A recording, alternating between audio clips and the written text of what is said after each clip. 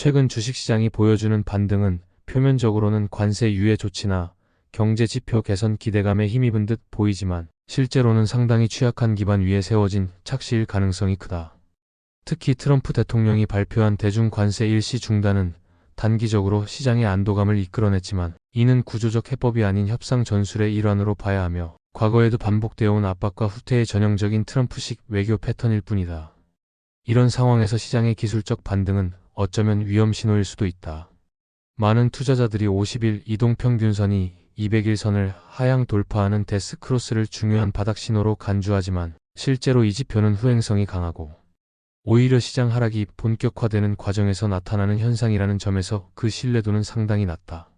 즉, 이런 신호 하나만을 근거로 바닥을 확신하고 매수에 나서는 것은 지나치게 단선적인 판단이 될 수 있다. 더 근본적인 문제는 수익률 곡선이 여전히 역전된 상태에 있다는 점이다.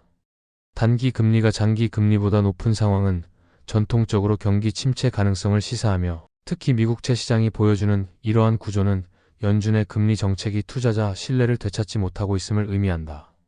다만 이번 사이클이 과거와 다른 점은 미국 소비자들의 재무 건전성이 상대적으로 양호하다는 것이다. 2008년 금융위기 당시와 달리 지금은 가계의 부채 부담이 줄어있고 실업률도 낮은 상태이며 소비도 아직은 크게 꺾이지 않았다.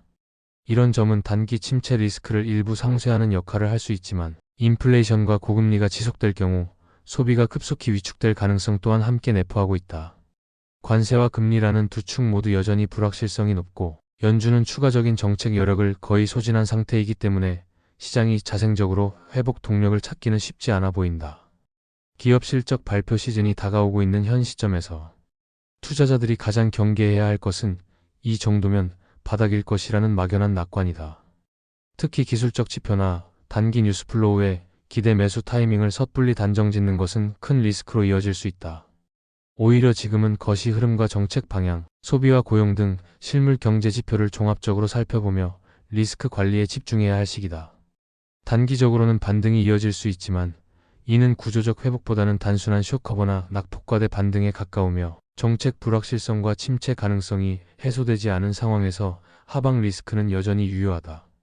결국 지금 시장은 반등인가, 바닥인가라는 이분법보다 지금이 과연 매수에 적합한 구간인가라는 보다 근본적인 질문을 던져야 할 시기이며 그에 대한 답은 아직 예라고 말하긴 어려운 국면이다. 따라서 투자자는 현금 비중을 조절하고 시장 흐름이 확연히 바뀌기 전까지는 유보적인 태도로 기회를 노리는 전략이 보다 합리적일 것이다. 여러분의 생각을 댓글로 남겨주세요. 그리고 이 영상이 유익했다면 좋아요와 구독 부탁드립니다. 더 빠른 정보는 아래 텔레그램 채널에서 확인하세요.